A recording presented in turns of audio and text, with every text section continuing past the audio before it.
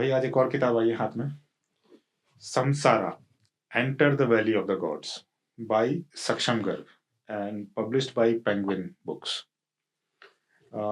ये किताब पे नेशनल बेस्टसेलर का टैग लगा है एंड कितनी कॉपीज बिक चुकी है इस किताब की, जो तुमको पता है? सो नेशनल बेस्टसेलर का टैग मिलता है 12,000 किताबों पे। इस किताब की 50,000 कॉपीज बिक चुकी है अभी तक, और आई थिंक 1-1.5 साल पुरानी किताब है। अच्छा, may be 1.5 years max. First published in 2022, तो मतलब ऑलमोस्ट 2 साल 2 साल 2 साल से थोड़ा ऊपर हो चुका है अब। ओके। तो यार ये किताब मिली कैसे तुमको, कैसे पता चला इसके बारे में? सो ये जो इसका ऑथर है सक्षम गर्ग, इनसे मैं मिला था जयपुर में, और ये साइंड कॉपी है। अच्छा, सही। साइंड कॉपी है। Keep inspiring us and can't wait to share the best seller panel with you, see you in Vania, love, Saksham Garg 2024-12 1 साल पहले, 1 साल पहले का है। तो कवर से स्टार्ट करते हैं। हाँ, कवर कैसा लगा? यार कवर यार काफी, इसको कहते हैं ना, इसको देख के थोड़ा मिस्टिक टाइप की फीलिंग आती है। एक तो काफी अच्छा इलस्ट्रेशन हुआ है, काफी अच्छा, मतलब लगता देख के फीलिंग आती है ना, महंगा कवर है वैसा लग रहा है।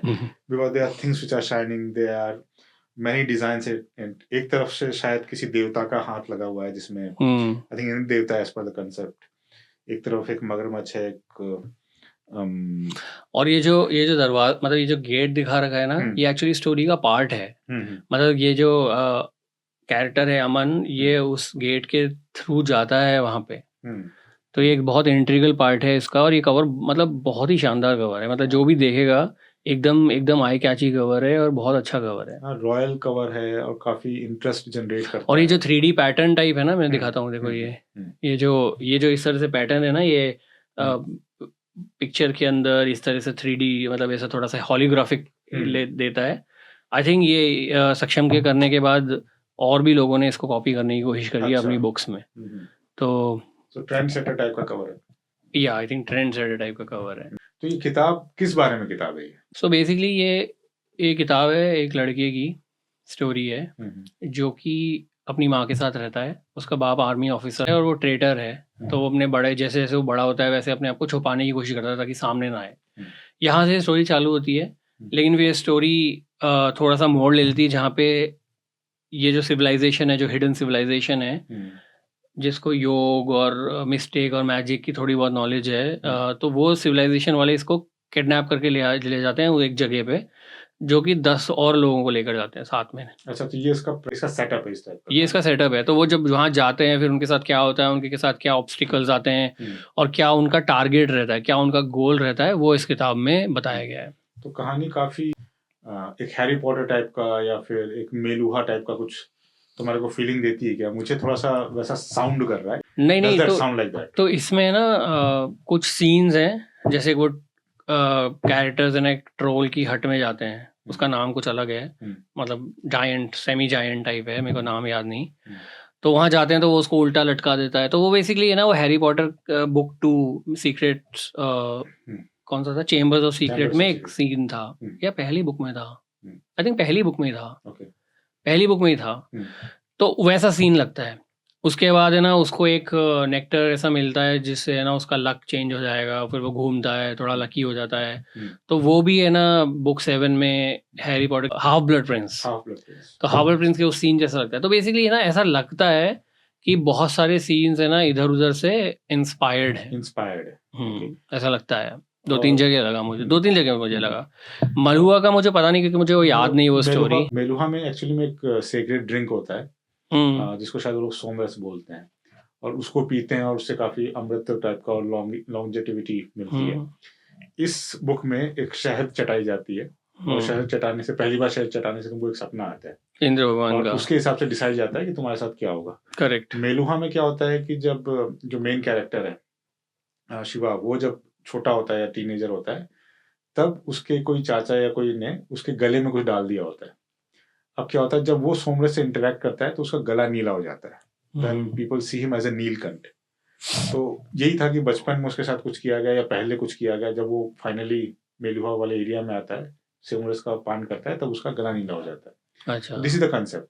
आई थिंक इसका थोड़ा सा अलग है, इसका थोड़ा सा अलग है, बट थोड़ा सा एनोटेशन लग रही है कि हाँ उसकी माँ ने उसको पहले ही चटा दिया, उसको पहले ही सपना आ गया, हाँ, और पर दूसरी वो तो बात अच्छा रिवलेशन था। हम्म, ये जैसा भी तुमने बोला कि ये हैरी पॉटर से या वैसे, तो हैरी पॉटर में अपन क्या देखते हैं, वो वॉन्ड्स का मैजिक रहता है, तो इसमें ना मैजिक नहीं है। ओके आई डोंट थिंक इसमें मैजिक है, बहुत लाइट मैजिक होगा, कैसे ट्रीटमेंट मैजिक, हीलिंग मैजिक होगा। लेकिन ऐसे एक कंसेप्ट है प्राण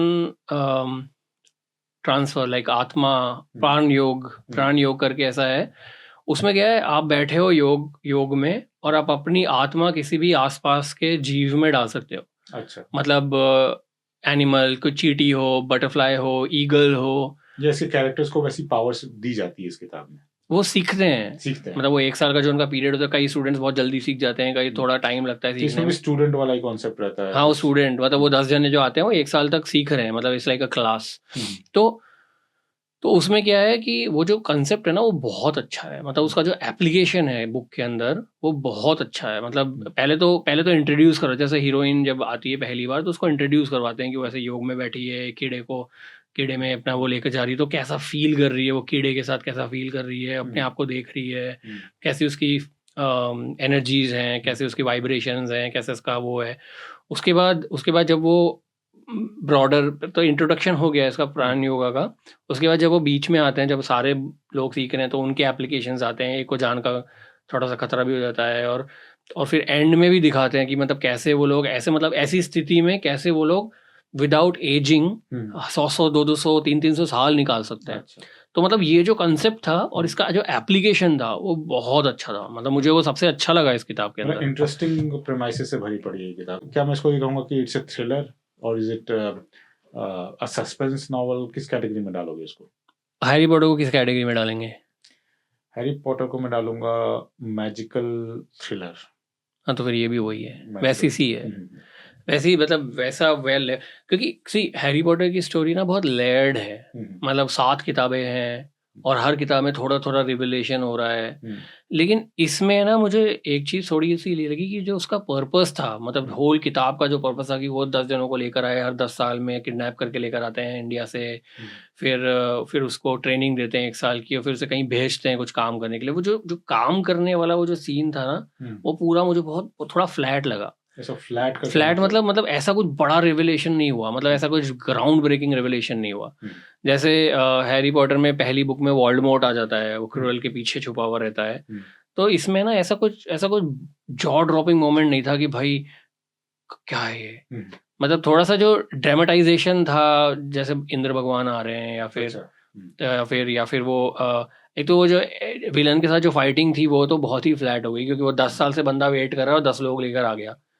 तो मतलब कुछ थोड़े तो ज्यादा लोग लेकर आता 10 साल जो में। पढ़े वो उस चीज को ज्यादा समझ पाएंगे, जिन्होंने नहीं पढ़ी उसको अगर समझाना है कि तुमने रिव्यू कहा। हाँ, तो मतलब मेरे हिसाब से जो इसका कोर है ना, कोर किताब का, वो थोड़ा सा फ्लैट है कि तब कंपेलिंग रीजन नहीं है। मतलब जो जिसके लिए वो इतना स्ट्रगल कर रहे हैं, वो तो मतलब आजकल तो आई थिंक इजीली मिल जाता है, आई डोंट नो। तो मतलब मुझे एक थोड़ी ये चीज लगी।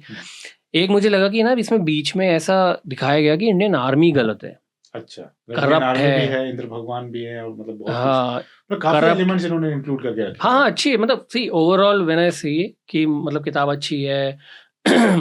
कई कंसेप्ट जैसे आत्म योगा, प्राण योगा, वो तो बहुत ही अच्छा कंसेप्ट है। उसके बाद जो किताब जैसे एंड में पेस पकड़ती है, वो भी बहुत अच्छा है।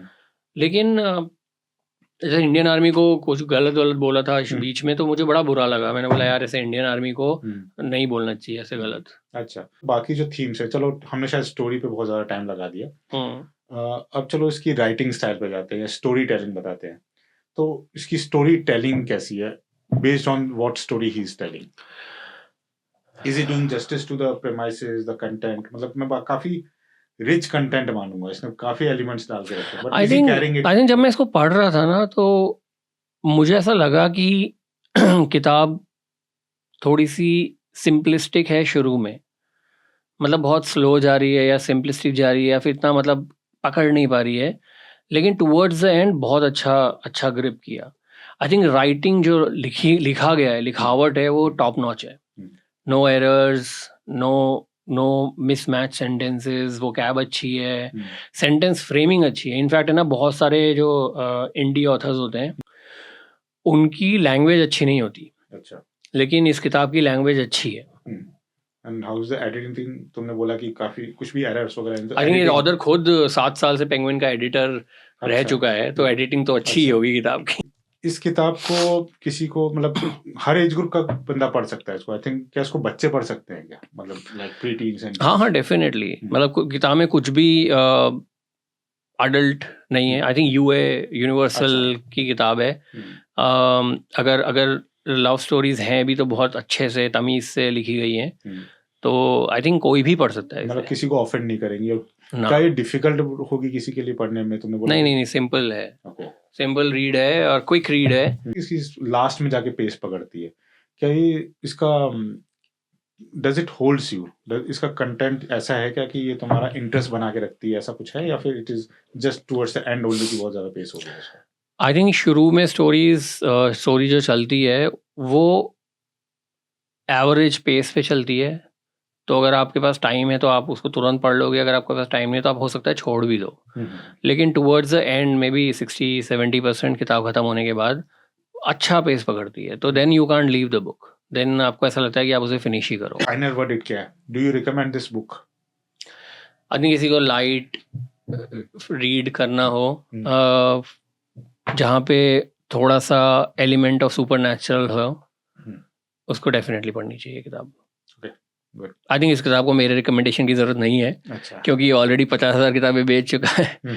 तो I think this book is doing really good and I think it deserves the whatever it has got. So yeah. All right.